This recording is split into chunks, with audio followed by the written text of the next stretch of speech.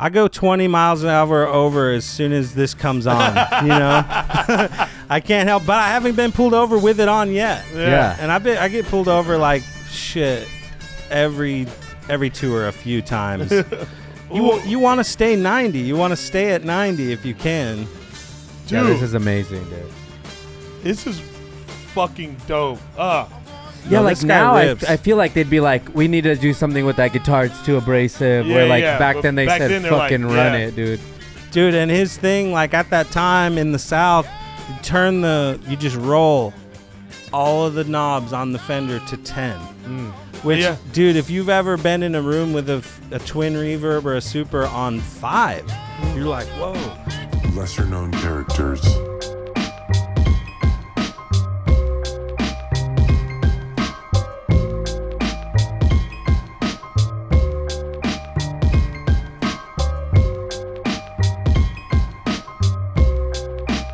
Lesser known characters. What's up, guys? Welcome to another episode of Lesser Known Characters. I'm here with my pal Shapel, Lacey, and today we have a special guest. You might know him as Steel Beans.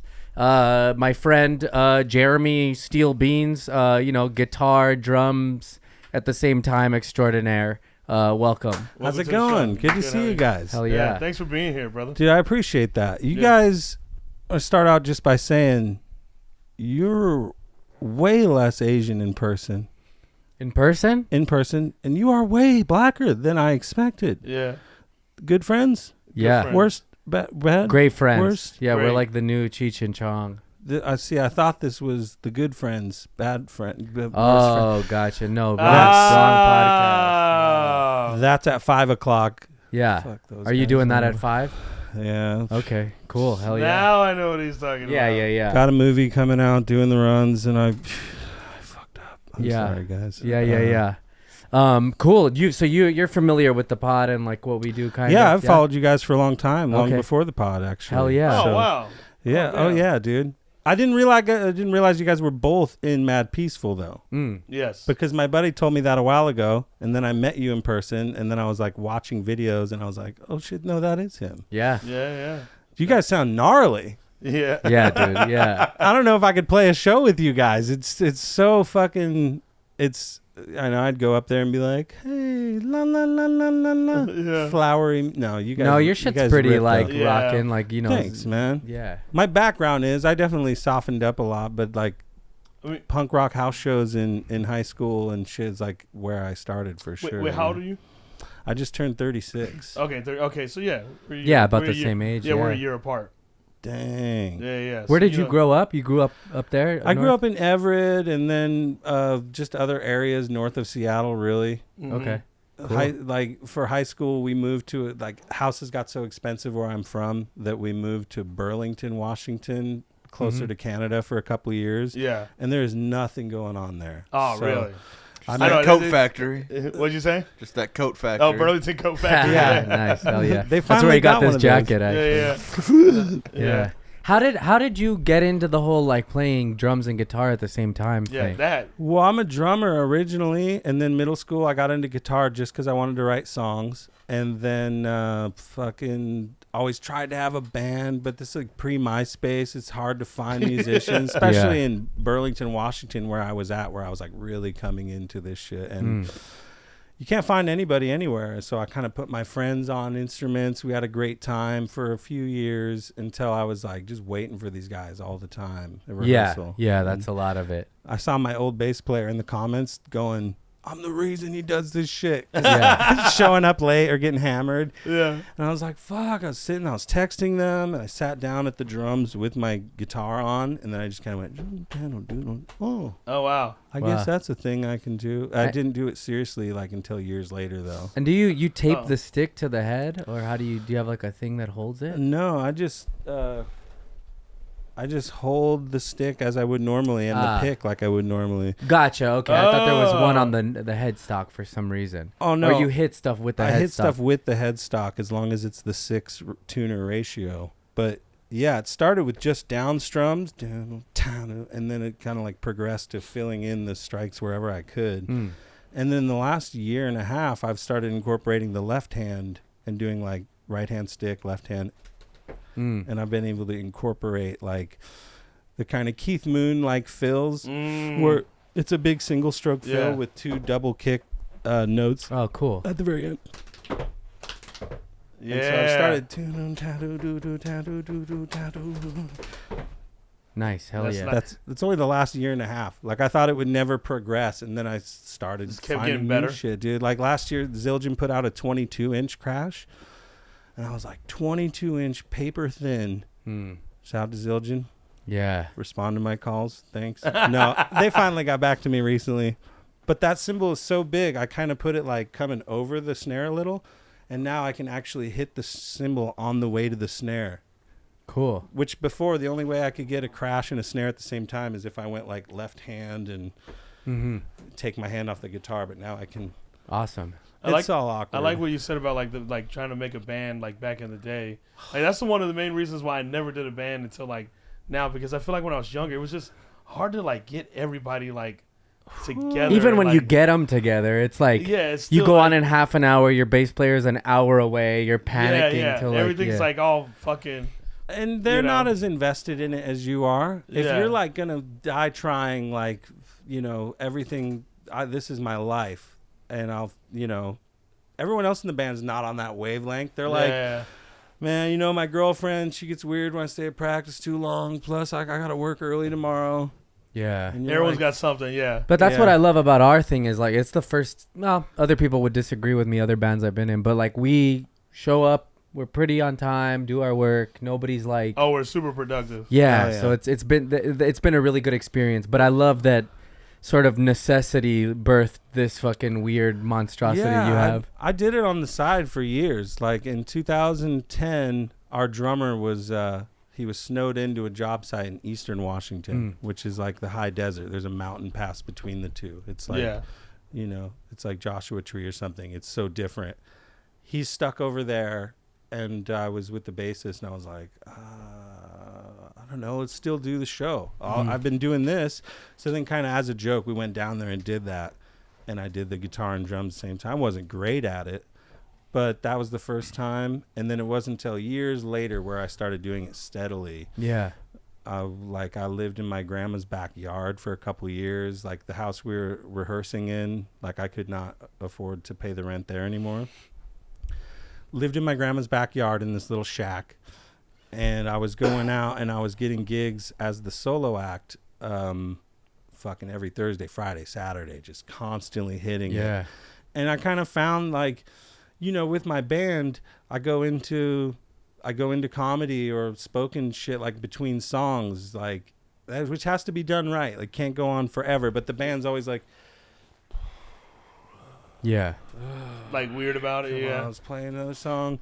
But in the solo show, I can like build it in and like in between songs do bits, like short ones or 3-minute ones, and found like kind of a formula for that, which I kind of commend everybody that just does stand up by itself, because I've always had the luxury of like my songs are not all comedy songs or anything, but I'll do a stand up bit, and then if it goes well or goes bad, I can go, well, anyways, this song is called and then like that becomes part of the format or something. Yeah, like, Todd you know. Glass always talks about how those old like lounge singers, they would do like stand up in between, and if the joke didn't go over, they were, whether I'm right.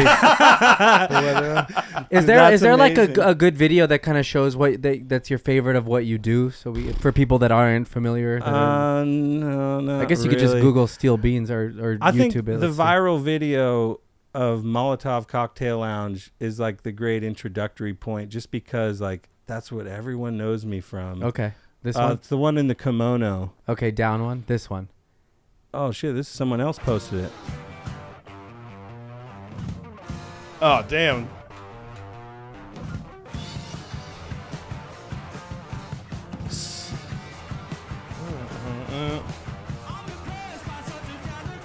Holy fuck. This video changed my life by accident. Yeah. Like Wow. It's a beautiful kit too, man. Ludwig. Oh, Oh, dude. yeah. Ooh, Yeah, the fucking the silver sparkle is. What size is that rack? 12? I think that's yeah. Well. Fuck yeah. Yeah, Wow. so summer of 2022, my buddy had a ticket to the 25th anniversary of South Park show, and he goes, "Man, you can go, but you got to drive because I don't want to fly." And I just got this Honda Odyssey for a few $1,000s, and I was like, "Yeah, I guess it'll make it."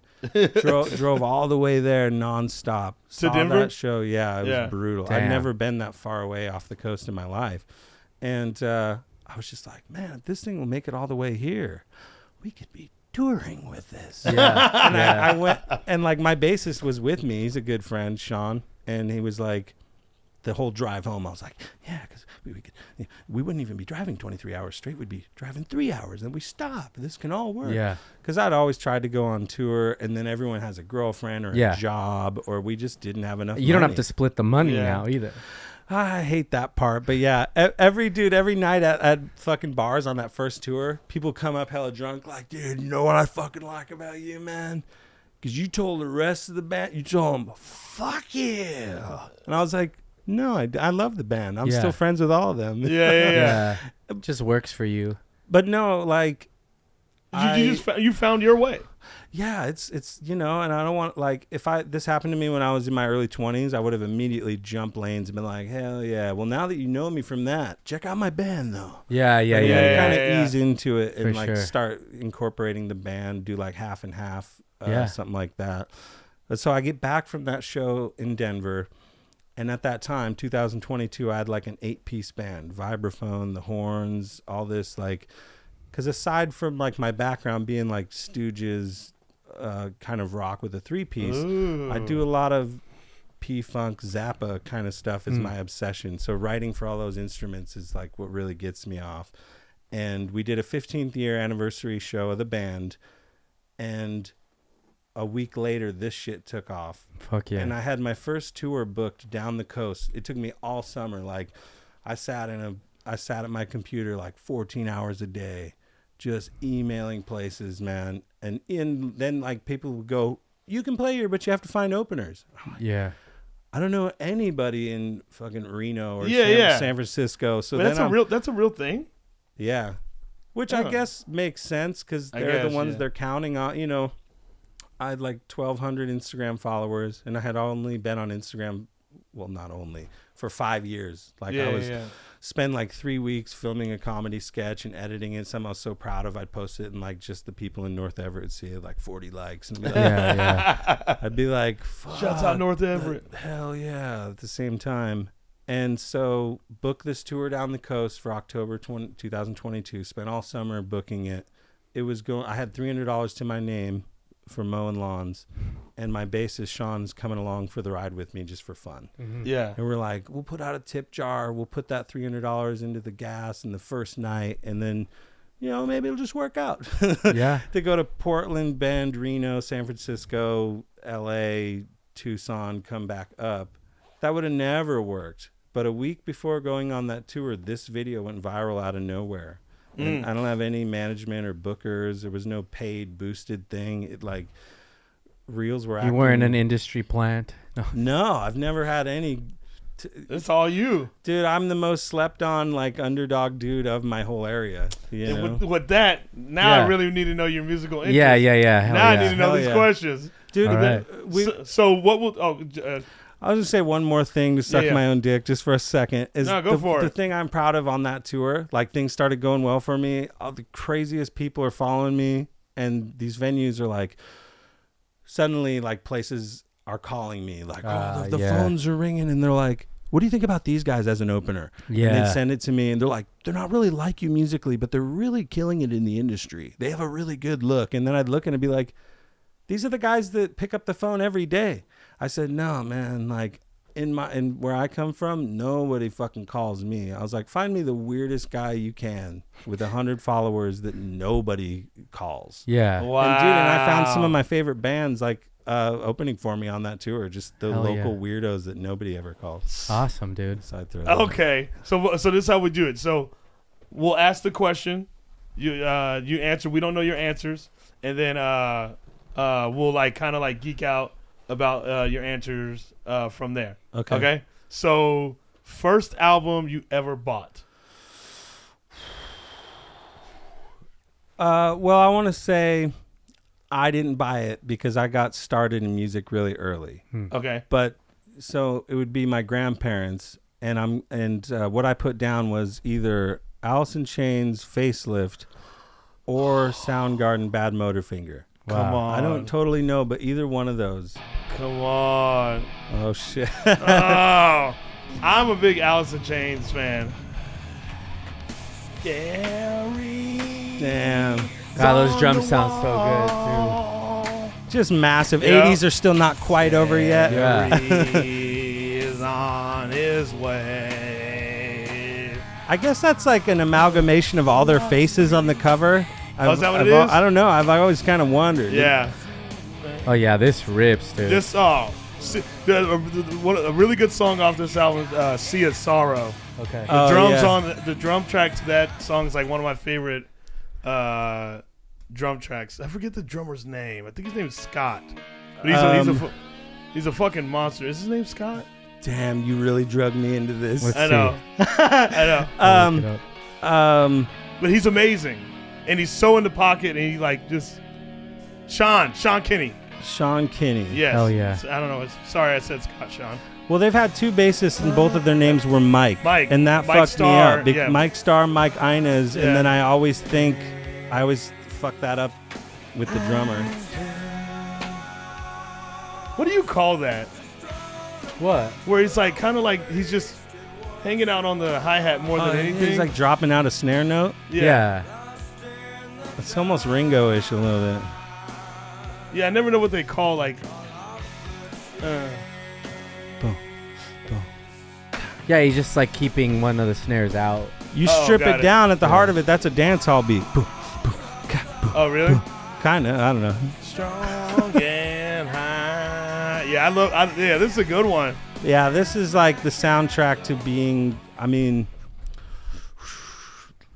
that's what was banging like where I lived, and this was For sure. Those bands were going on 20 minutes away from me. Yeah. And like I looked at the booklets, and I was like, these guys are giants. But then also I knew those guys were 20, 30 minutes away. Yeah. And Oh, like being like 5 or 6, I was just like, that's what I want to do, like watching. There was a black and white VHS that came with that Facelift that was them live at the Moore Theater. Uh-huh. And I think my sister's dad got that or something. I don't know. But I watched that every day. And he had like one hand on the mic stand. He's stomping one foot, and his dreads are like slapping back and forth. Uh-huh. And I was just like, damn, that's it, dude. Hell yeah. That's actually like, I've never heard it put that way. That's got to be. Like, I grew up in Arizona. Right. You know what I mean? So like, there's not too many, big bands that like come out of there. I mean, we got like Jimmy Eat World, which is obviously like, one of my favorites. But like, Right. To have like someone like an Alice in Chains, like that's 30 minutes away It's from like, you. Like hearing him touchable, say that, yeah. it's almost like. It really was. It couldn't have been more of like the perfect storm, because then as you start going to school, like everybody is like, oh yeah, my uncle, goes to school with Kurt, and Wow. and I grew up around, my grandparents were in like a rhythm and blues band. And so I was kind of like, when I go to their house, I was at their rehearsals, and they kind of pushed me to get into music. Yeah. But then I remember my mom had this boyfriend, and he was in a band in Seattle. And so we'd drive down to their rehearsal space, and it's like, oh, it's the same place that Screaming Trees practice or whatever. Wow. And it's just like a run down gnarly. Uh-huh. Yeah. Like I remember using the bathroom, and like my mom turning on the faucet to pee. Because it was just grime. It's just beer bottles. People probably fucking squirting the ceiling or whatever they do, And then Soundgarden. Rusty Cage. Damn, man. Like, Yeah, I don't listen to enough of this shit, Dude, but every time okay, I just hear let Russ Okay. listen to that guitar. Yeah. No, I love it every time. I just never, When it kicks in. I'm with so the glad to drums, be in headphones. I know. It's amazing. Oh. You're going to love the way he holds that ride. Okay. Oh, yeah. Yeah, Matt Cameron Matt is Cameron. insane, dude. Yep. The master of making 4/4 sound like 7, or making 7 sound like 4/4. Like, you can dance to it, but like you like, I can't tell if it's odd time or not with some of this shit. I mean, one of the best fucking. I think you got to like actually like feel this differently than like people that obviously that didn't grow up there. Like you got to like you knew like it's almost like in your blood, you know. Naturally. Yeah, my blood is just boiling right now, containing every fucking bit to not jump around and destroy everything. Yeah. No, absolutely. Like this was. That just made it so much more of a reality to me that this was happening. Like, so like my grandparents, like my parents split when I was 2, and I played on pots and pans, and then my grandparents got me a drum set, and you're switching schools all the time. Like your outlet to not go insane is to go home and bang the drums. Yeah. I know and that. You beat the hell out of them in the best times, the worst times. Yeah. The drums. They know you when you come home happy, and they know you when you're fucking just breaking drum heads. Yeah. And then you don't shoot the school, you know, because you have a drum set. Everybody needs a drum set, so they don't become fucking Ted Bundys. Yeah. Oh, yeah. Okay. So what was the anthem of your youth? That's a fucking hard one. Yeah. These questions are actually really tough. We've answered them recently. Oh, fuck yeah, dude. I feel like overall, kidding me? this has got to be one of them, dude. Yes. Are you kidding me? One of the first songs I learned how to play on guitar. It made it like Same. accessible. Yeah. Dude, absolutely. Dude, I remember being in my one of my good homies' bedroom. He had a Les Paul, and he goes, oh, you can. He goes, I can teach you how to play that song.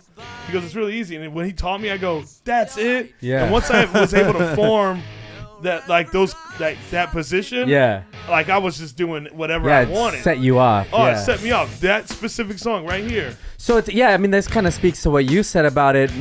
Those bands being 30 minutes away made it feel like you could do it. This is what like punk and these songs did for me. I was like, oh, I can do that, I think. Yeah. Wow. It is Gateway Strums. Huh? Gateway Strums. Yeah, it is a gateway bands are a big thing. Stuff that gears you to get further in. Like I listened to this, and I listened to Sublime in grade school, but it wasn't until like I became a better musician and then revisited that shit out of high school, and I was like, huh. And then you understood it on a different level. Well, and then I went and got into Barrington Levy, became my favorite singer. Yeah. And Eka Mouse and Peter Tosh and Bunny Wailer and all the classics. And then I was like, oh, I respect Brad like that much more now because I know what he's referencing and stuff. Yeah. And same with Green Day. Like 70s punk by like high school became, you know, like the late 90s, like a lot of the angst kind of petered out. And like a lot of the main bands, like it wasn't Soundgarden anymore. It was Creed and Stained or whatever. Not that I'm hating on those, but like that energy, that rawness was definitely not there in the late 90s. It was different. No, there's a depth and a sadness to those 90 bands that like really you could feel it. Yeah. We got sorry. No, go ahead. No, I also say like, you know, I think why that movement, you know, hit so big, you know, specifically like the grunge and like why it knocked off the 80s rock so much is because I've said this before on here, like, when you look at like those 80s bands like Poison, Van Halen, it's like, well, who else was dressing like that? No one was just dressing like that. Yeah. Whereas like you see Soundgarden, you see Pearl Jam, and you're like, oh, they dress just shorts, like how I do. T-shirt,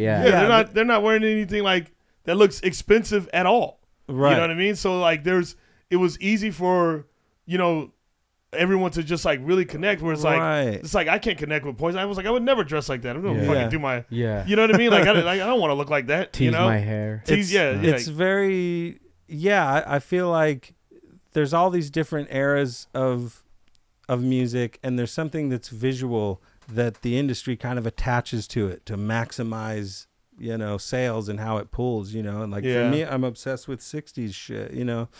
And but that wasn't necessarily like 60s. Nobody really like dressed like that to sell records. It's just kind of the fashion of the era. Of the ever, yeah. And then the 90s come along, and those guys like, that's just kind of a Northwest thing to wear. Like I'll like wake up, I haven't showered, I got to run somewhere. Like you will just throw on a flannel or jeans or whatever. And then the industry tried to make that a thing. They really did. There's like interviews where they're talking to Soundgarden and Nirvana about grunge, because nobody made up the name grunge in Seattle.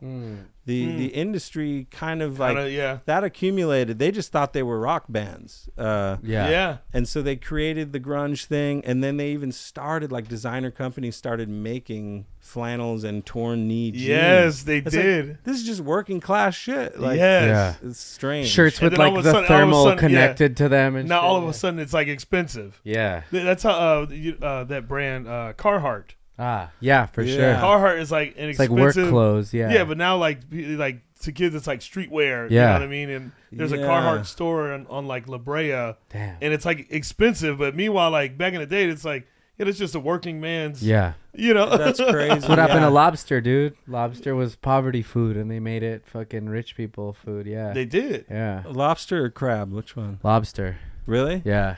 Okay. Yeah. All right. The train industry actually got lobster to be seem like expensive. They would serve it with like steak, surf and turf, and in like those metal things. Yeah. And it became like this. And high all of a sudden, class. it's just because it was that look. Yeah. What they decorated around the lobster.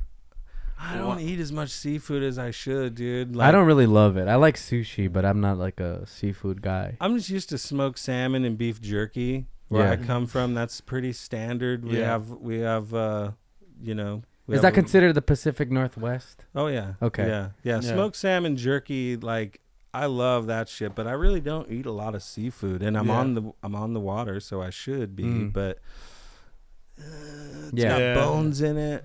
Like, the last few times I lost a ton of weight, I just bought cod frozen from Costco, and I just bake 2 of those with asparagus every night. I'll eat pretty plain, man. I'm not like... I got to try escargot for the first time in Montreal. Because me and my friend Willie, one of my best friends, the camera guy, we were like, yeah, we better... we have to try this. Yeah. Just because of the Biggie song, if nothing else. And, dude, like... I mean, it was great. But it's also chopped up, mixed with garlic and pesto. It's like, could have been anything, The texture was hardly there. Hell yeah. What is this another one of the anthems of your youth here? Snails. Oh, dude, yeah, I would say if I had to pick one, like, being, this, I mean, dude, like, I got this album. Meanwhile, you hear a lot of Black Sabbath in Soundgarden. Yeah. Oh, absolutely. You know what I mean? The guitar. This was another guitar thing I learned pretty young. This one. Oh yeah. It was very common riff to learn. That and the Deep Purple one. Yeah. Smoking water. Damn, what a weird video, dude. That's like dude on the grassy knoll just flashing at you or some shit. Whoa. Okay. Super psychedelic. That's so silly, man.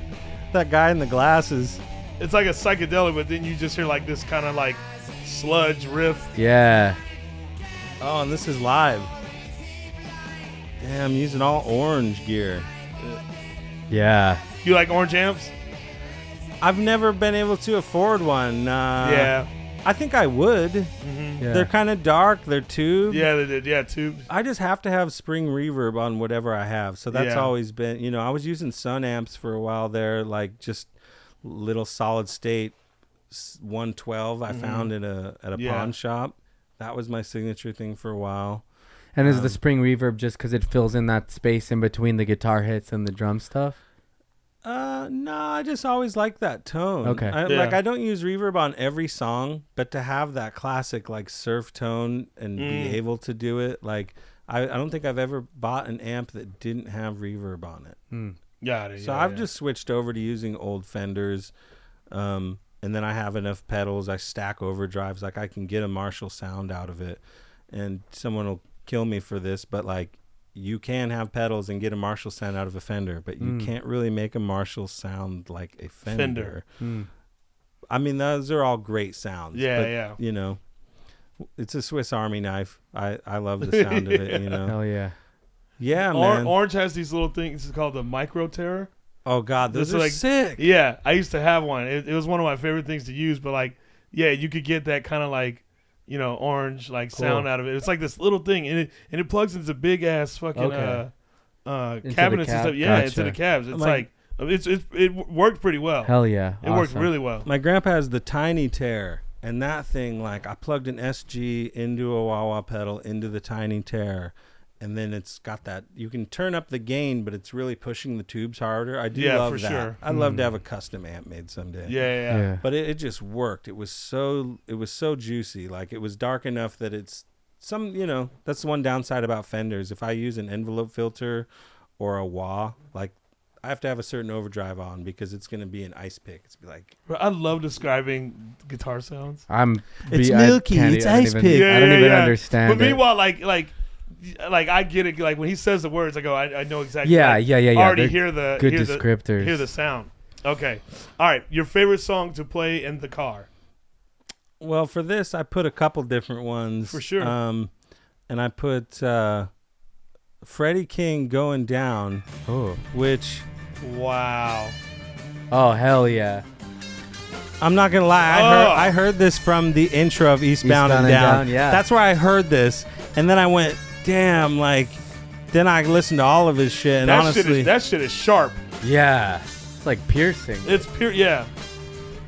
I go 20 miles an hour over as soon as this comes on, I can't help, but I haven't been pulled over with it on yet. Yeah. And I get pulled over like shit every tour a few times. You want to stay 90. You want to stay at 90 if you can. Dude, yeah, this is amazing, dude. This is fucking dope. Yeah, No, like this guy now rips. I feel like they'd be like, we need to do something with that guitar. It's too abrasive. Yeah, Where like yeah, back but then they back said then they're fucking like, run yeah. it, dude. Dude, and his thing, like at that time in the South, you just roll all of the knobs on the Fender to 10. Which, dude, if you've ever been in a room with a twin reverb or a super on 5, you're like, whoa. So they dime everything on the amp and then just do everything on the knobs on the guitar and their fingers. Damn. Sound is fucking, bro. When he hits that fuzz too. It's got it's like such a piercing. Yeah, his voice he just rips, dude. Like, there's all the different Kings, but I think he's the best.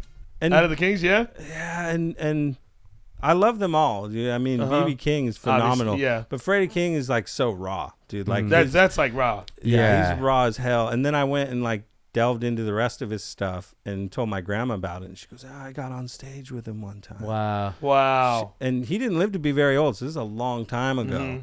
And he pulled her up on stage and they sang Fever together. Wow. Shit. It's pretty cool. Fuck What a fucking story. It's crazy. Yeah, she's what was said, the other ones you had? I got Super. Oh, I got come Superfly on. of Pusherman. Oh, This is an impossible question for me to answer, dude, because I got different theme music for yeah. everywhere I am. But like, if it's nighttime and I drive up, I always drive into the venue the night before.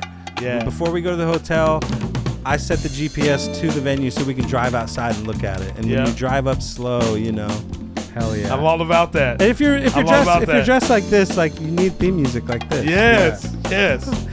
No, this is, dude. I've been like more and more A of a fan of sound Curtis that has every year. inspired, so Yeah. Yeah, his voice is amazing, dude. I came in like through the back door with the Impressions. It's all right. It's all right. Yeah. I heard that in like 2008 when I was getting on all this older music, and then I got like more into Curtis as the years go on, like knowing all of his other songs, especially in the last few years. I was like, oh, that is him. So that was his band originally. The Impressions. Oh yeah, what was it? Yeah, what were they called? The Impressions. The Impressions. It's Yep. all right. Damn. Oh fuck. Yeah, what a crazy time to be in the music industry. Also, too, and I feel like his voice and like the way he was singing that, if he were to do that now, they'd probably like, oh no, let's they probably want to change it. You know? Yeah. Right? Do you feel that? This is a really interesting. I guess just the way they record songs now, because we always talk about this, like that was a period of time where you had to because they were recording from tape. yeah. So everything had to be like you get one shot or a couple of them before it starts to bleed, and you get crosstalk. You can hear the old takes on it and stuff. Yeah. But what you're saying, like, that leads me down a conversation I've been having a lot over the last few years, and that is, if the Beatles were around today, if they wouldn't. But I don't think that's necessarily true because, and this is regards of like artistry rather than production, but if the Everly Brothers didn't exist, the Beatles wouldn't have sang harmonies the same way they do. So like if the Beatles wouldn't have happened, it wouldn't have influenced the course of music history that followed. So if they were to come out now, it'd be a totally different landscape. And people would be like, oh, I've never heard this before. You know, like their footprint is that big. Right. And then, you know. That's a fair take. Oh, this is on Midnight Special? Like Curtis was on a bunch. Hell yeah. Have you heard of the Midnight Special? Of course, yeah. Oh, shit, yeah. So Mike here runs the channel, the YouTube channel for Midnight Special. Really? Yeah. I just bought a couple DVDs. Hell yeah. Oh, really? Hell yeah. That's tight. Is he the first guest to have known it? Yep. Yeah. He's our first guest. So smooth, man. So smooth. Just fucking. Look at those early green screen days. Wow. Yeah, you're right. Wait, time out. Can we show him that band I love? Oh, He yeah. might know it already. Yeah, this is You one love of a few bands. classic, dude. Yeah, he might know it. And then we'll get back to your question. Midnight Special. I'm going to show you this band that he showed me that I just had found out about because of him. And they fucking rip. And they rip in this fucking ballroom.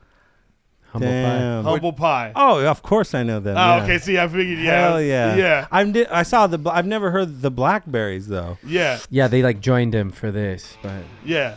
Like, listen to that. Those are the Blackberries, the girls. Oh, okay. Yeah. Whoa. yeah. Has a very I thought that. Okay, now he sounds way more male. Yeah, the first time he was like, whoa. Yeah. No doctor. Oh.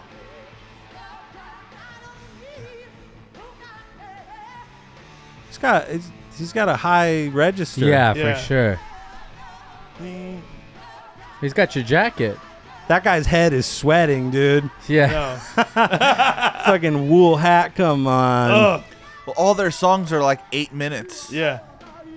Hell There's yeah. one part where they're like, they're at a soft part and they're like jamming it like little, and then all of a sudden they just coming back in. Nice. So huge.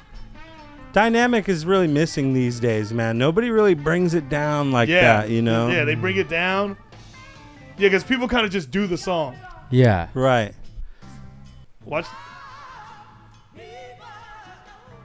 He brings it down, and then the way that, What is this mic stand, dude? Yeah. It's like, that ain't right. the way he's able to fucking keep up with them is so dope. Because their voices are so like, Yeah. Wow. wait, where's it happen? It's coming up. No, it's a little bit forward. It's 3-minute breakdown. Yeah, I don't know. We go back. I might have happened right there. Man, that guy's living on nothing but cereal.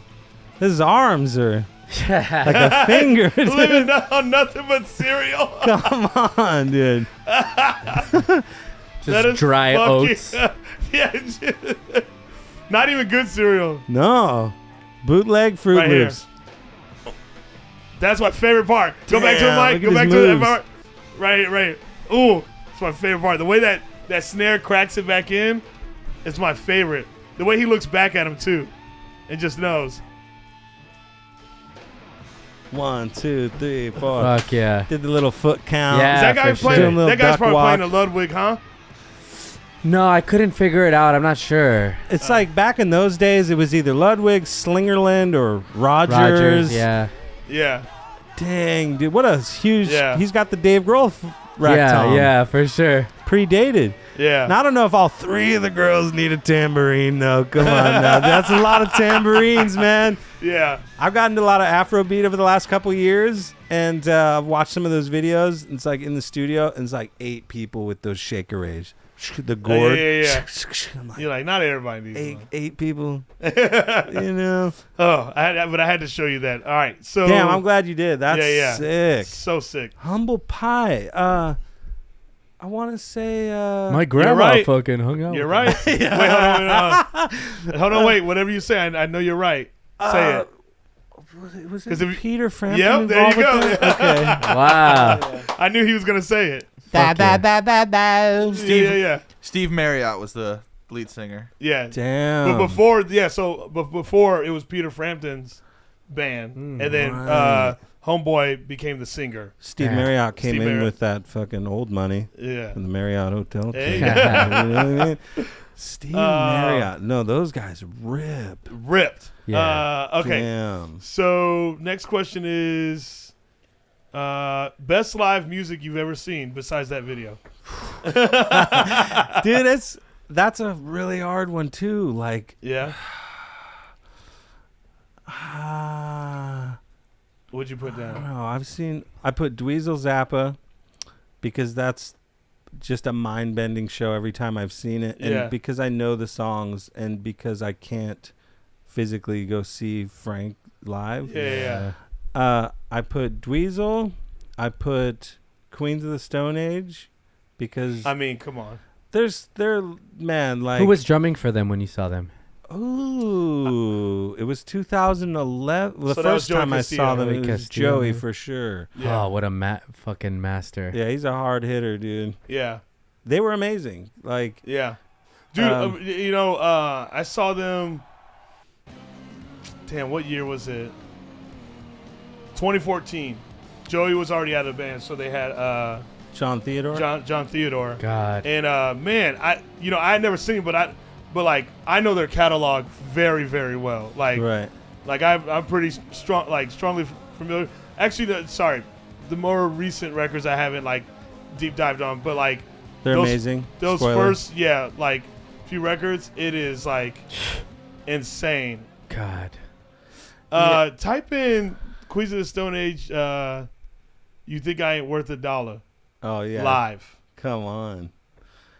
Yeah, these guys I got to see a few bands where Live. they do the album exact, Hmm. and that's cool. But I'm not coming to see Scroll that. down. I want you to be able to do something, Different. whether it's the energy or Scroll the down one tempo. more. Yeah. Try that one.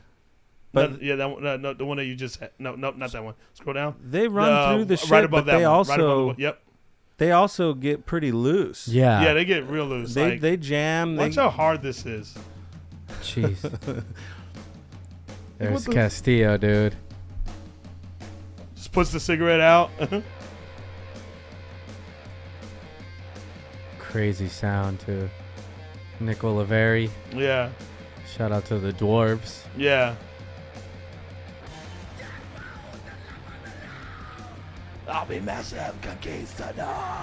I've had conversation with a few of my buddies. How like a lot of the hard ass bands are singing softer, but the mic's turned up, Yeah. and I'm like, that's not what he's doing on that. And he's like, Oh, I'm pretty no. sure it is. I'm Yeah. like, no, that guy's screaming bloody No, murder. he's coming dude. from his balls, dude. Yeah. Yeah. Give me some more. And then Castillo just backing that. Dude, when I watch him for 10 seconds, I'm exhausted. I can't believe he does a full set of that. Yeah, full set. I wanna know what he eats. He said when he joined the band, he only had a little bit to learn their full set. Yeah. Because they play an hour and a half or whatever, something like Right. that. Jesus, And man. meanwhile, it's Joey Castillo. He's gonna Yeah. fucking Yeah. murder it. Their guitar tones, Josh Homme, he's really good at finding dope sounds. Type in Queens of the Stone Age, Hanging by a Rope. He does this weird something like that. Not live, but yeah, just How to Handle a Rope. Sorry, Hanging by a Rope. He has the mid so hit range. play on- yeah, These that guys one. are the kings of mids, dude. Mm. Like, Yeah. Listen to this. Watch when the guitar comes in. It's fucking. Oh, yeah. Right?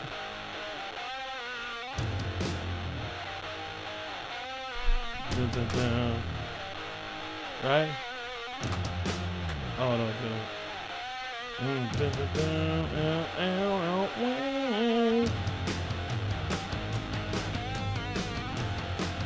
What's crazy, he plays this riff and sings at the same time. Yeah, I would just have to do that. I Yeah, can't do like the- I couldn't do like. Wow. Yeah, he's really good at playing like some of the craziest riffs and like singing it live. They kind of just wrap up so much. Like they cross all the squares for like so much I like about music. Yeah. It's like what can you do those guys haven't done already? Yeah, man? yeah. Like, God, they're incredible. And I remember like when that album hit, which Songs for the Deaf, when that hit, come on. and No One Knows was all over the place. Like I had just tuned out of the radio. It kind of went limp for me, and I found like That song? Well, I just started listening to 60s stuff and like getting stoned for the first time and putting that in my headphones and listening to like Break On Through or the Beatles and going, damn, this is raw. Yeah. And then they're like the first thing that kind of came out where I was like, dang, this guy, they're going hard, but it's like not only are the guitars and the drums hard, but it's the depth of the structure of everything, the lyrics of everything. Yeah. But he's not screaming. He's singing in a really high voice. Kind of almost falsetto, yeah. There's something exciting to me about like being so hard but singing high. Yeah. And I got into Cream, and then finding Cream and Jack Bruce was like, whoa, these guys are hard, but he's going, ah. Yeah. And then I delved into Queens, and I was like, because I was like starting to write songs like that and trying to sing like that, and I was like, hell yeah. And then I found them, and I was like, hey, wait, no. I was stealing Jack Bruce. I thought I was the one doing it, but it made me love him more because like they have so much of the Stooges in what they do. Yeah. And it's kind of Jack Bruce-ish. He also he I watched the interview where Hami like named like the influences. Bro, GBH is one of them. Wow. Huge Black Flag guy. Black Flag. Wow. Like a lot of Black Flag stuff. And then as I was hearing his influences, I was like, oh my God. You can hear the Gin You guitar can shit. hear- yeah, you those can totally weird hear it. frequencies. Yeah. And so you have the Flaming Lips here as well. Yeah, I gotta throw them in if like best live shows. Yeah. Like, Yeah, they do all the crazy production God, it's shit. just Vegas Actually level. don't know. So what it like? Like Yeah. I was a fan of their tunes. Like the Yoshimi album was the gateway, like a lot of people for me. Yeah. But then going to see them live at the Paramount in Seattle, which is like Fucking ceilings go up 150 feet or whatever. yeah. Yeah, it's like And a lot of great concerts have happened there. that's my favorite place in Seattle Yeah. by far. A lot of bands have like the grand finale. You come out with confetti. These guys do it every song, the whole show. It's like, damn, okay, like how do you grand finale that? You don't. It's just the whole show. Full video You wall. don't make it the whole fucking show. These inflatable things coming up. Bro, between songs, there's a dude with a leaf blower blowing off the keyboards from all the confetti. Oh, really? It's insane. I don't know how they're making money with how much they're like. It's like Vegas level entertainment they're losing every money night. on production. And that says something. Like I'm sure obviously they're Oh, not shit. totally losing, Damn. but it's can't be cheap to do what they do. Yeah, they definitely have quite a few 18-wheelers carrying this shit. Insane. Damn. So I saw them at the Paramount, and then after that first tour I did in the minivan, which could be its own 10-hour podcast of insanity, Yeah. I drove back down because YouTube hired me to play at their headquarters, their private headquarters. Oh, shit. And which blew my mind. My son was like, you mean like, he's like 6 at this time, 5 or 6. He's like, is that where they make all the videos? Oh, And funny. I was like, yeah, dude. Yeah. That's where they make all of them. Yeah. And we're in South San Francisco for the last night before we drive home. And my buddy looks up places to go. He's like, oh, you'll love this place. And there's like a little pool inside. It's all like tiki themed. A little boat with a band comes out. I forget what it's called, but it's like pretty ritzy area at the top of this hill. And he finds out asking like the door lady, the Flaming Lips are playing at the Warfield. We're like, damn. So I'm wearing like a poofy hooker coat. It's like, fake fur. And like, I'm like decked out in like a pimp hat and fake fur. Uh-huh. And we start walking down to the Warfield with no real game plan. But we're like, well, I looked it up, and the band opening, Particle Kid, actually Willie Nelson's son. Wow. He already followed me. So I was like, this is the crazy time that I'm living in through all. It was crazy. Yeah, I was like, oh, this guy already follows me? Like, so we walk down there, and I just come up, and I kind of stand there while my friend Clint goes, yeah, we're on the list with Particle Kid, you know. And they're like, okay. He's like lifting the clipboard, you know. I don't know. He radios back, and then we're standing there. And I was just like quiet, but like really making a presence, you know. and the guy's like, and I'm like also texting that guy, like, hey, I've never talked to you before, but it'd be cool to get in. Yeah. And 10 minutes go by, and a few more times, like, well, can you call back? Because we are. And then like Clint starts getting like just aggressive enough to be irritated. And he's like, oh shit, I don't want to get in trouble for this. They let us in. Wow. Really? We weren't on any list, dude. I just had a poofy coat, and I looked like I must be somebody. Yeah, you look like, And then we enjoyed the Flaming Lips at the Warfield, which is like a smaller Paramount, big, ornate, just old classic Victorian theater, and that show blew my mind. Oh, fuck yeah. I hope they hear about that, you know. If you act like you belong there, you can get into a lot of you can get in. places. Yeah. That's kind of trickery my life and my career have been based around. Just whatever I can pull off, you know. Hell Pretending to be the manager. Yeah. I'm so-and-so, I'm the manager from Steel Beans, just to look more legit. I used to go and book my shows like wearing a white button-up black tie, a tweed overcoat, slacks, dress shoes. It's like by the end of the 2000s, I like started like dressing thrift store suit like style to go in and go like, well, I'm looking to book some of my acts. And it was really just me, you know. Hell yeah. You gotta try this next question might be tough for you because I'm like, I mean, you play what you play.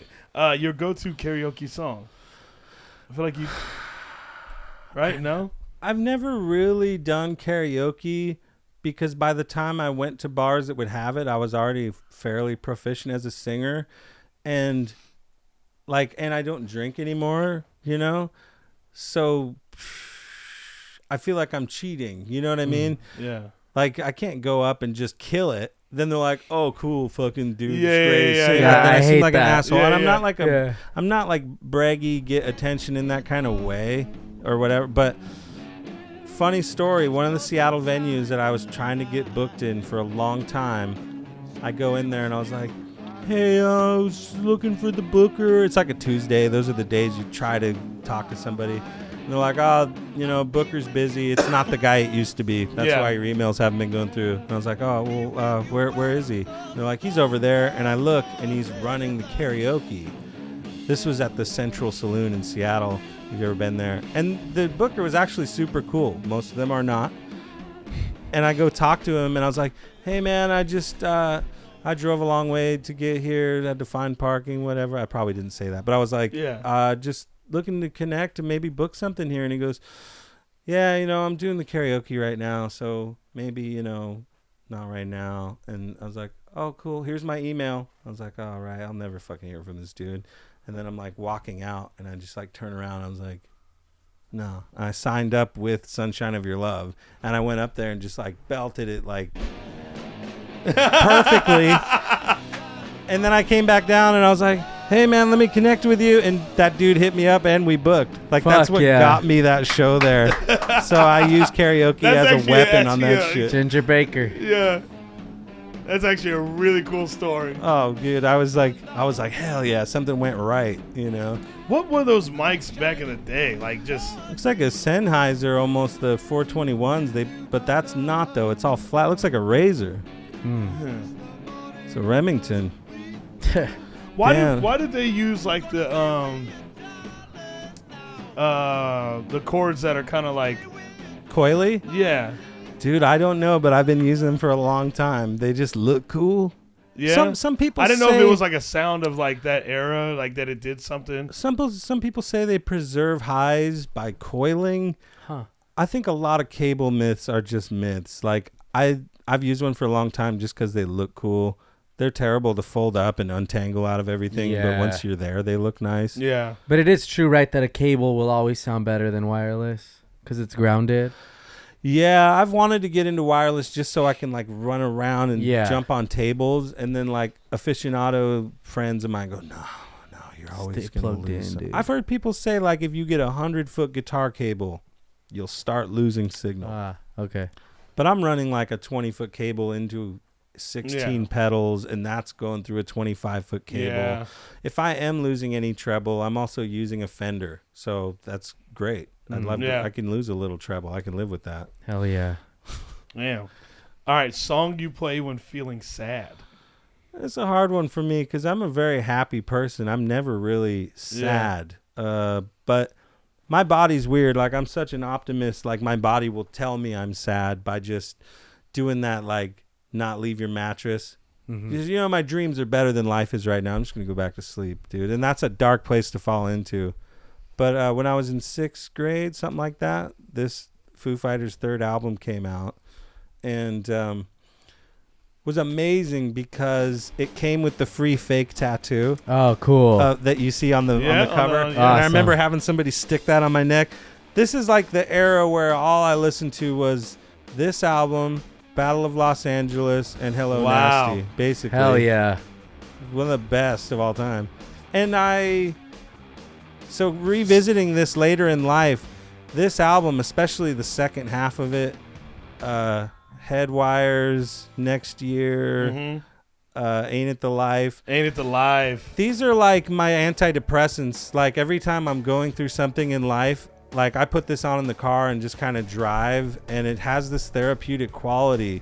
So that's like the best answer. Because, man, when I'm really sad, like I'm supposed to be bipolar or whatever, but managed to have the way he said that. They put me on medication for it once upon a time, and I climbed through the window of a house I used to live in wearing a velvet cape, carrying a guitar. I was like, all right.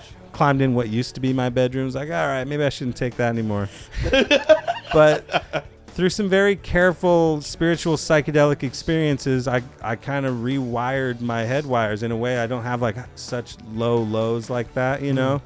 But dude, in general, I'm a happy person. The best I can do is like going through a period in life. I throw this on for sure, and I'm like, Fun fact about this record, they recorded it as a 3-piece. Yeah. They were going through like a weird time. Wow. Yeah, they were going through a weird time with like guitar, because Pat had left after the second record. Then they tried his homie Franz Stahl from Dave Grohl's first band, Scream. Okay. And he was in the band for like a year or two, whatever. Right. And then everyone's like, and then there was a weird point where like everyone's like, I don't want to be in the band. And then he's like, what the fuck? So then I think they came back together and they just recorded this album as a 3-piece. Wow. yeah, Taylor and Chris were just brand new to this. And in the album fold out, you show them like, I think they're at his house in Virginia, and it's like just a bunch of sliding glass doors, like they kind of built something. But yeah, that album does it to me. That chills me It's a good out. album. Another one, like Everclear's stuff. Oh, yeah. I love really? Everclear, yeah. Sparkle and Fade. And well, either Sparkle and Fade or So Much for the Afterglow. Yeah. I love all the early ones, but those are also like therapy for me. Yeah. But this is like a little more everything's gonna be all right. Yeah. Sparkle and Fade's a little more like fucking scratching at the wound. Like Yeah. you're gonna go deep. You know what, man? Just hearing you say this, I think you made me think of something, and I could be wrong, but it seems to be like more so nowadays that people are really finding their inner peace. You know what I mean? Like finding their, you know, I feel like more people. I'm not saying that people aren't struggling, but I've seen to be meeting a lot more people that are really finding their like their happy place like on their own, and like understanding like who they are. Like I just hear so many. I don't know if it's just because the energy I may be putting out there, because I feel like that's what I do, but I just seem to like, or maybe that's what I choose to surround myself with, but I just seem to meet so many people that are just like, I've found my inner peace, and I kind of like, this is what I do that helps me, and you know, this is how I found my way to like keep that positive, you know, mindset. I don't know. No, I think there may be like a big truth to what you're saying. Like as society kind of evolves, there's more people like self-help is, you know, times are so different now. Like self-help isn't I don't know if that really works. Like I can hardly clear my mind. Mm. Like I haven't really like successfully meditated in so long, and I don't know if I ever really did sober. Like I can't clear my mind. But yeah, I think that for those that care enough, that love themselves enough, I think that we're going to find more ways to get in tune on our own and find our own medicine. Yeah. And, know thyself or whatever. Yeah. No, it's cool. It's cool though. Okay. Song that reminds you of love. Well, for this one, I mean, all music is love. It's like my religion. It's like my church like or that something, answer. I like that answer. At the age I'm at, like, I'm not like 13 where I'd listen to something angry and I would feel that. Now, like, those same songs, like, I may get amped up and feel testosterone and fucking jump around. But everything is love now that I look at it, So for me, I put Billie Holiday because it's become a ritual since 2014, like every winter when winter comes, like that's what I put on with my girlfriend. Ooh. Yeah, I feel like I'm in like I like that. Yeah, it's cool, man. But then that's also a very Washington thing. Like when winter comes, every leaf falls off the trees. It gets cold. Snow starts coming. Everything is yellow and orange, and like I associate this with that. It's such a season shift, I don't know why. Yeah, I feel like winter really reminds me of love. Like wintertime. Totally. I feel like you're closer. Yeah, it's almost even just you just need warmth, so you cuddle up with the person you care about. Cuffing season. Yeah. Yeah, maybe I guess that is a real thing. Yeah. Dude, yeah, my buddy was talking about that on this last tour, and he's like, cuffing season, man. And we go through this subway in Canada, and like we haven't been out of society for like 2 hours. Yeah. And we're like looking at, like, Willie and I are looking at the girl making the sandwiches. We're like, oh. We're all sprung on this random chubby chick in a subway, and then we get in the car and we're like, that cuffing season shit's real, man. It's a real deal. Yeah, suddenly we feel like we're stranded. Yeah. Cuffing season. I don't even know where that came from. I don't know where the hell that came from. I don't Is that Amish? I feel like it's a recent thing. Let's find out. Super producer Mike Hart searching it. I don't know where.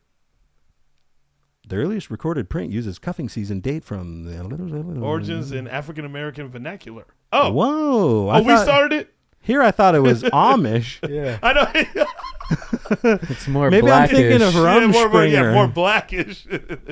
Cuffing. I was waiting for Joel to throw out the obvious one. Oh, because of the cops. Oh, damn! That is a Joel one. Dude, Mike. Ding, ding, ding, ding, ding. That's amazing. God damn it. Come on. Damn. Well, every was season right is there. cuffing season if you're black. Not too late. Or Mexican. Yeah. Damn, that's amazing, dude. Oh, that is a real deal. But that's a beautiful song to play with a fire going. Oh, yeah. Play it one more time, Mike. Making some soup. Yeah, making some soup and just in love.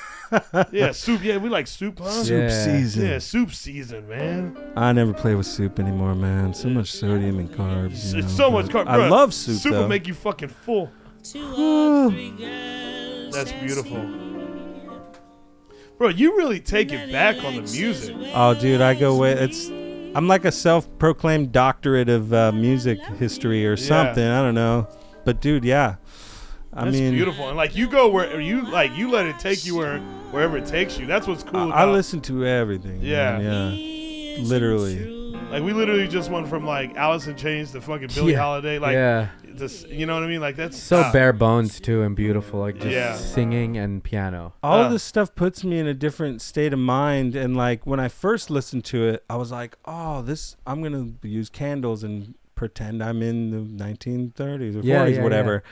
And then like later as I listen to it now, it has its place. Like the song I put in really is the soundtrack. And when winter comes on, like I'll listen to this and then literally like I'll watch old Marx Brothers and eat soup or something. Like I don't realize I'm doing it, but yeah, like, you know, I'm creating this fantasy reality where music kind of changes how I feel about stuff, you know. I love it. Mm-hmm. I love it. Yeah, man.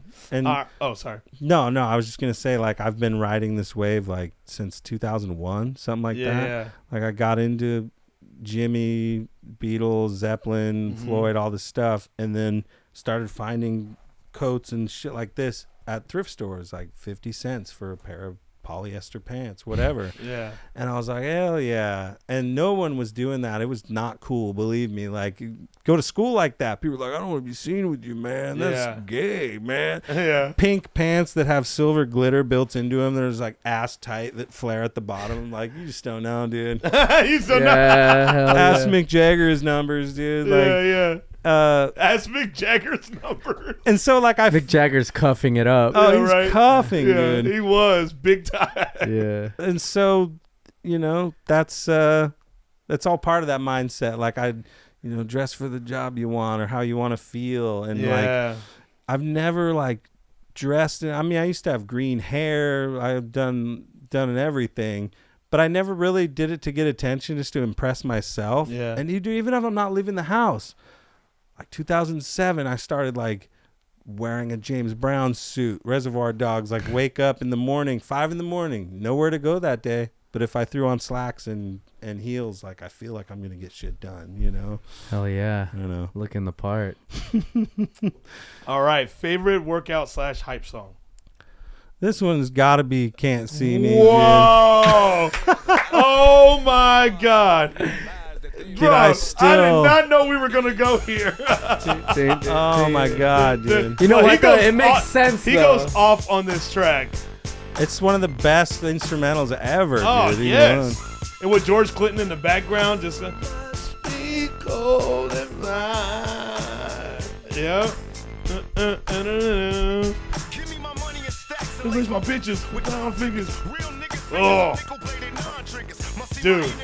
Yeah, this The is like, production on this, I actually don't. I think this was Daz, and not. I don't think Dr. Dre did this track. I think Daz Dillinger, Snoop's.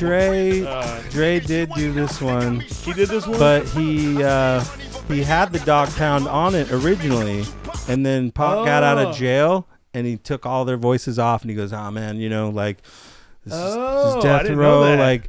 When it was Doggy Style, like every best beat they had to go to that. To and then, Doggy Style. And then Pac got out of jail, and then even he had this instrumental for years, and he had a version with Daz and Corrupt and everybody on it, and he was like, "No, we have to give it to Pac now." Damn. wow. On an album that's I think Two discs. the best.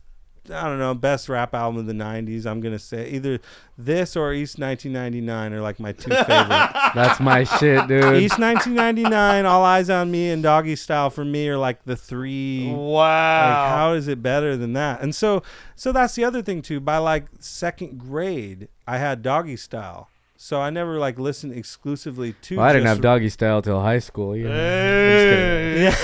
Yeah. No, it was quite a sexual education at that I age. I was bet. like, wow. Yeah. So, Wow. yeah, man, like, I love the way they utilize George Clinton on this. Yeah. amazing. You know what I mean? Like, the And way it makes he, like, sense that you would like it too, because For that sure. fuzz, It the is, like the fuzz, and it's also like the funk. It yeah. has like You a know? New Orleans like eeriness to that chord change. Like, no, I've listened to that to get amped up since I was like 7. I used to put that in headphones before I play basketball. And Let's see if we can find the piano, just the piano. A minor, G, F, F, F, G, F, That's what it E, is? 7. Yeah. Oh, no, I've covered this a million times. Oh. Yeah. I want to hear it. Ooh.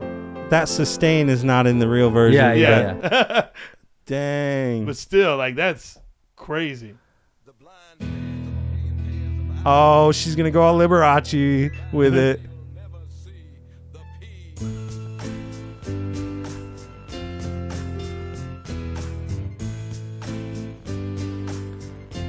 Everyone's leaving the sustain pedal Yeah. on. It's da, da, da.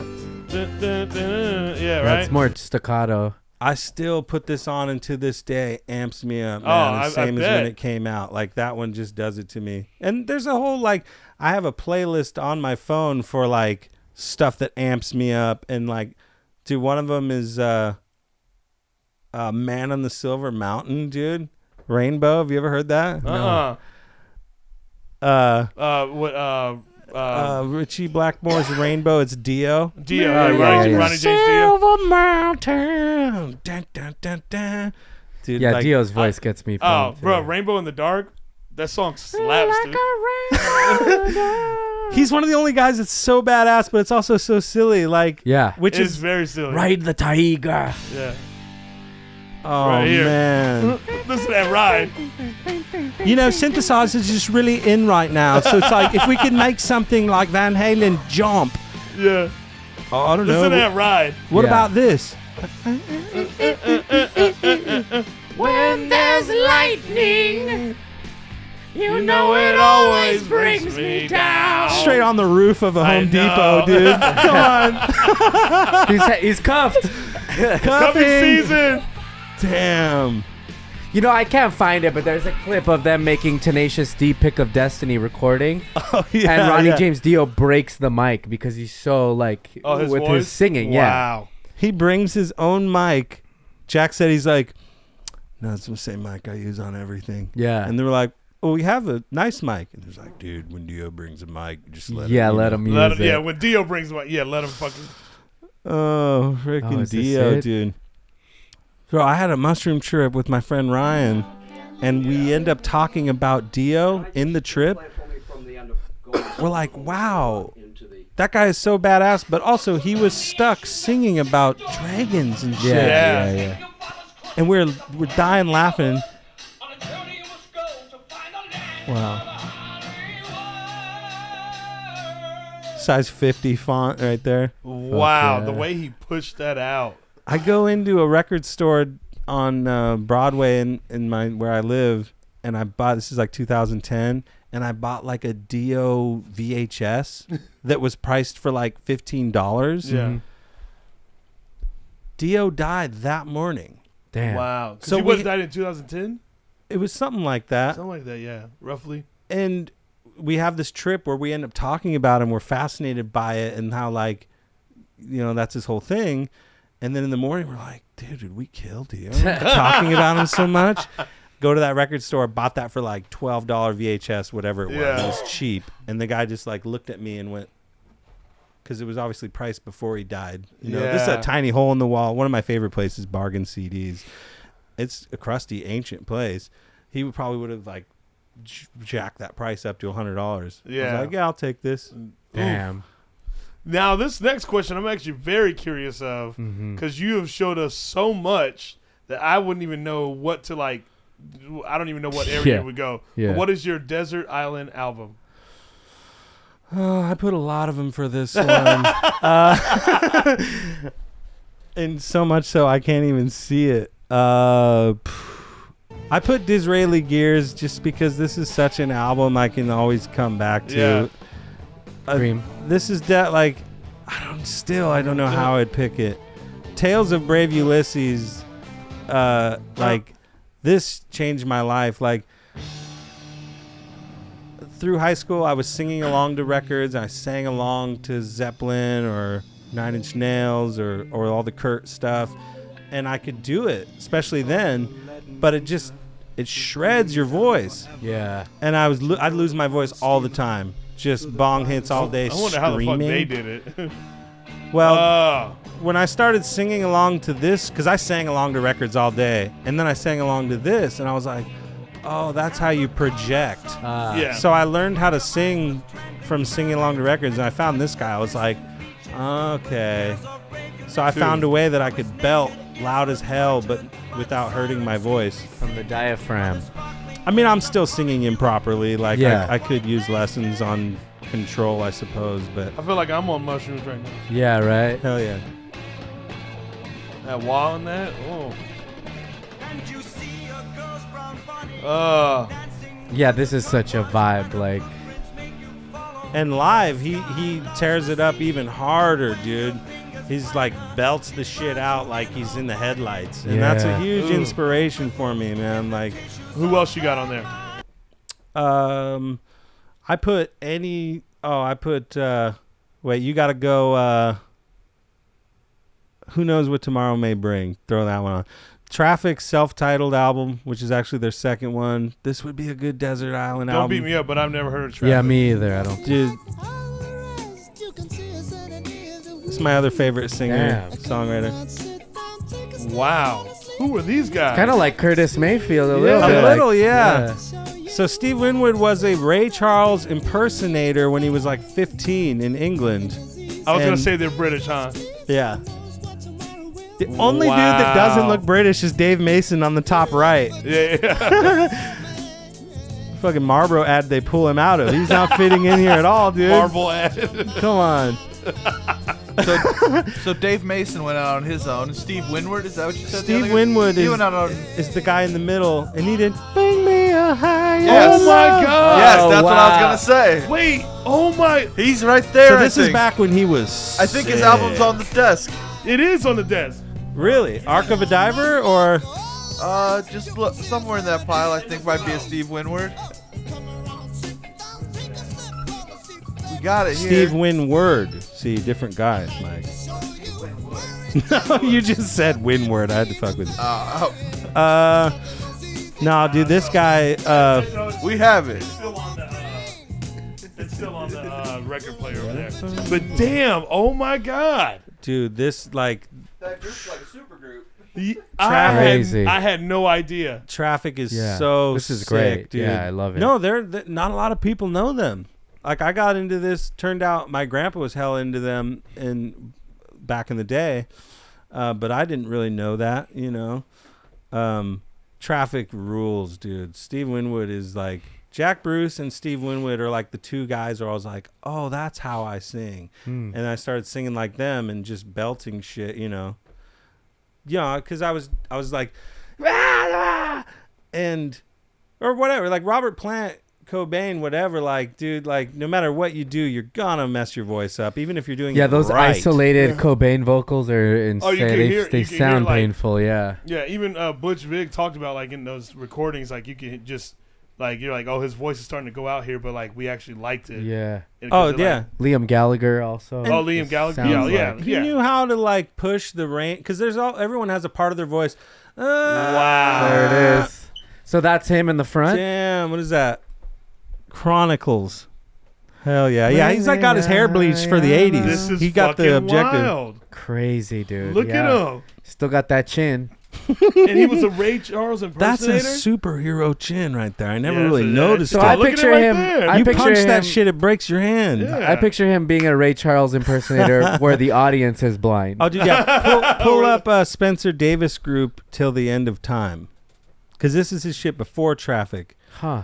But, dude, Traffic, like, man, yeah, you got to dig Oh, that's into them, underrated. dude. Yeah, yeah. Their first couple albums, especially. Oh, wow. Yeah, he looks young as hell.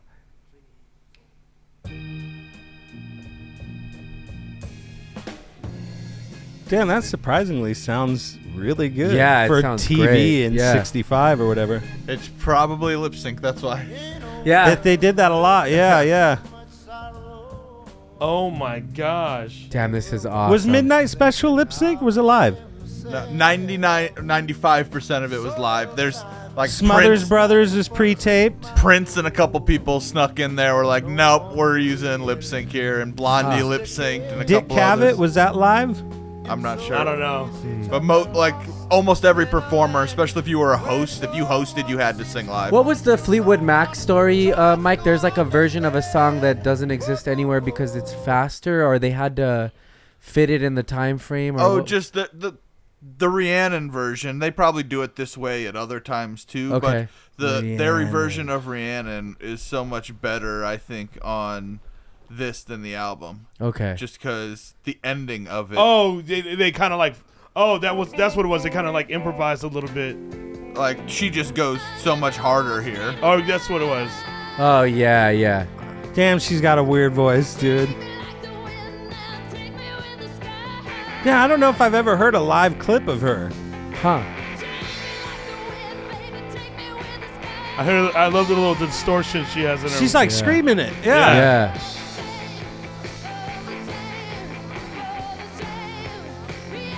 You guys are Ooh. hip. You guys are hip to the original Fleetwood Mac, though, right? No. before. Before the chicks Yeah. came in. No, I know it, but I wasn't like hip to it. Damn, dude. What the is the name of the song? I don't know. The early Fleetwood Mac, dude, they're like a straight dick swinging blues rock band. Yeah. Oh, wow. Shit, you could walk into a bar and sock a dude at a pool table to it. And then Peter Green went insane and the band fell apart and the girls came in. And I love Rhiannon, I love these hits, but when you hear the original one, it's like, you know that You ever heard that? I don't think so. Fleetwood Mac. Damn. I think if you if you put in early Fleetwood Mac, it's like the main single they had. Oh well, that's it. Fuck yeah, let's see this. And the shit. critics and the audiences agree. Oh, it's a live something's very version. good. We'll see. That's what it, no, that's Yeah. Yeah. That's the diddle down right there. What, damn. Damn, 69. 69. Hey.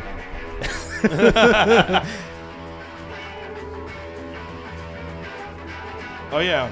Let's go punch somebody. Dude, right? There's a bar downstairs. Let's go do it. Is there really? No. We just walk in, but you used gotta to lead the be. way. Hell yeah. Yeah.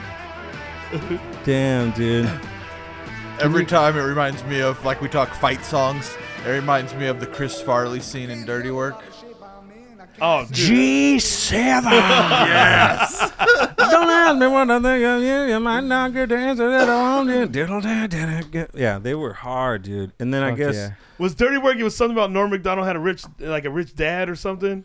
no, Or I'm his, thinking- his dad had a medical condition Or a and medical- they needed to oh, I come thought up he- with money to fix it. Oh, that's Okay. what it was. And so they got a jobs doing shitty shit to people because that was Shitty shit to I people. love that movie so much, dude. Like there's gonna be a brawl. Playing something good? Rolling Stone, street fighting man, G. Servon. Just hit G8.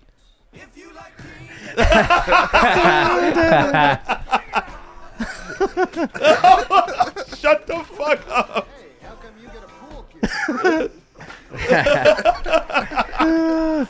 Fuck yeah. Damn, That is dude. fucking hilarious. This was never like a massive commercial success, but I wouldn't have known because when this came out, I watched this like every day, Oh, dude. yeah. That's Yeah. so funny. 98 or 99 or something. Man. I'm excited for this next one. This, all right. 'Cause I don't even know I what don't the know Yeah, fuck- I don't know where he's gonna go with this question either. All right. So your guilty pleasure song. Like you don't have it. Oh, damn. I'm sorry you're excited about this one. I don't really have anything like that anymore. Yeah. So to go back to Desert Island, any Bowie from the beginning to like 74, any Zappa song from the beginning to 79, Stooges Funhouse, a good contender. No, guilty pleasure, I don't know. Like when Limp Bizkit and Korn were ruling the world, and I was like so on deck, and like my hair was down to here, and I had like the bleach just on the front. Oh yeah. And that was just it.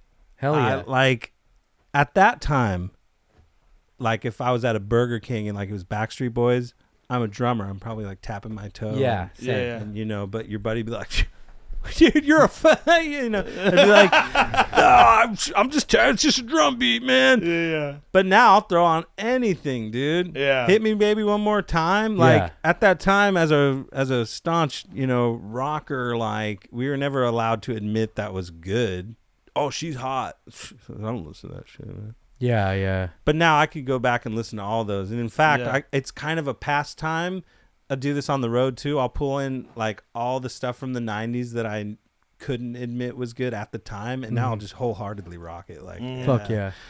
Yeah, we know? talk about that a lot. There's no fucking there's no really, guilty like- pleasures, really. You You know know what song I really love by Bowie? Changes. Yeah. It's such a good song. What Yeah. a tearjerker, dude. Like, Right? songs like that are just they're timeless, but like every few years I come back and my life has more meaning and it hits in a different way. Like, Wow, that's beautiful. Yeah. They like Wow. evolve with it'll you. mean something every 10 years and I'll understand the musicianship and the writing of it on a new level. Yeah.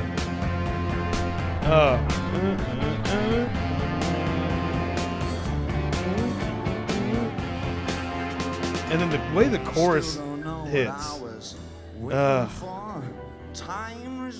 Chime. Yeah, what a crazy fucking. Every time I thought I got it made, it seemed the taste was not so sweet. So dope. Then I turned myself to face me. Such a good singer though. Like But I never caught a glimpse. Every girl in the audience was like, I want to suck that weirdo's dick. yeah. Or And tentacle thing, or whatever he's got. Whatever he's doing. And they probably did. Right? Yeah. Changes. You know what's crazy? This might not make any sense, but even though he's doing like, he's so made up and stuff, it feels so like himself. Yeah. You Like kind of his forget, voice is you know? so real and coming just from like a real place, even though it's this character sort of vibe. It's really great. He's just stable in his own voice, you know. It's awesome. I didn't realize he was playing the 12 string. Whoa, wow. There you go. Yeah, Well, there you dude, have it. That guy, like, the first couple of years I got into him, like, I knew this. A lot of bands where I only knew a couple of their tunes, and then later they became my favorite guy. Yeah. And he's one of them. And, like, I always thought of him as more of a stylized singer. Like, he has a voice and a thing he does. And then listening to a live clip, like, from this era, like the Ziggy era, Yeah. listening to him sing live, and I was like, damn, no, he actually belts and wails. Yeah. He's got a hell of a voice. And this mellow, slow. Yeah. He has this range. And then he has this range up Yeah. here. And I'll Yeah. I'll sit for hours in headphones listening to the sound of my own voice, singing in these voices. And, like, it's part of the fun of singing in different voices, you know. Hell yeah. Which takes me to Ween. If you've delved into Ween at all. Yeah.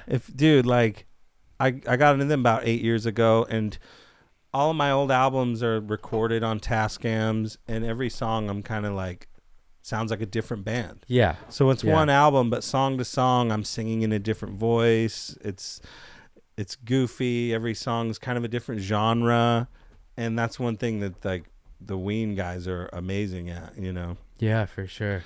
So many styles. Well, fucking thank you for doing this, dude. Yeah, so This many was- fucking. I know. Damn. He like. I couldn't have you predicted took this. us. I could keep you going and literally- going. You literally took us on like a fucking wild like roller coaster with like these songs and like the stories behind them and all this stuff. I feel like this was like one of those like just fully fulfilled like. Yeah. We got to do it and again, was, man. Like it was like the story and also like the instrument. Then you got into instrumentation about these songs. It was great. It was a great episode. Dude, You thank feel great? man. Oh, I'm stoked to be here. I need Yeah. more coffee. I'm like settled into a. Do you have anything you want to plug? You want to Yeah, plug your anything you want- Instagram, your fucking crazy bag lady shit over here?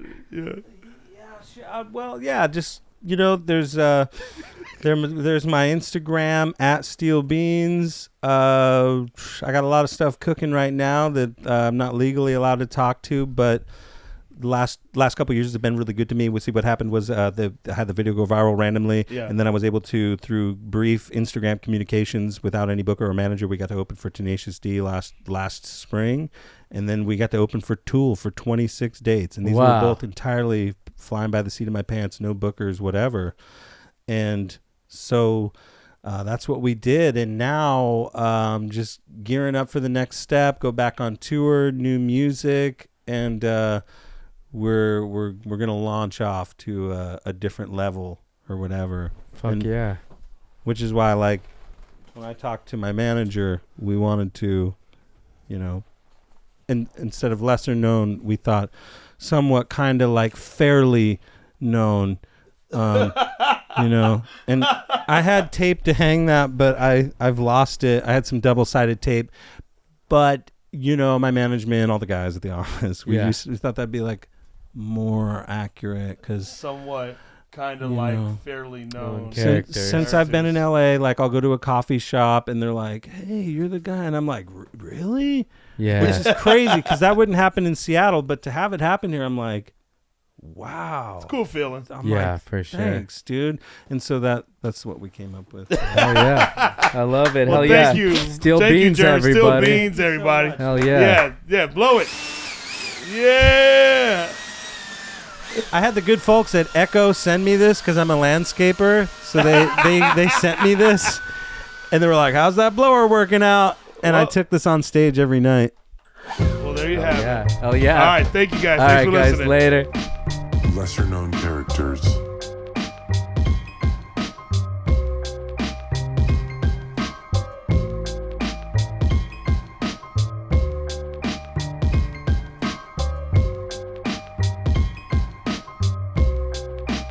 Lesser known characters.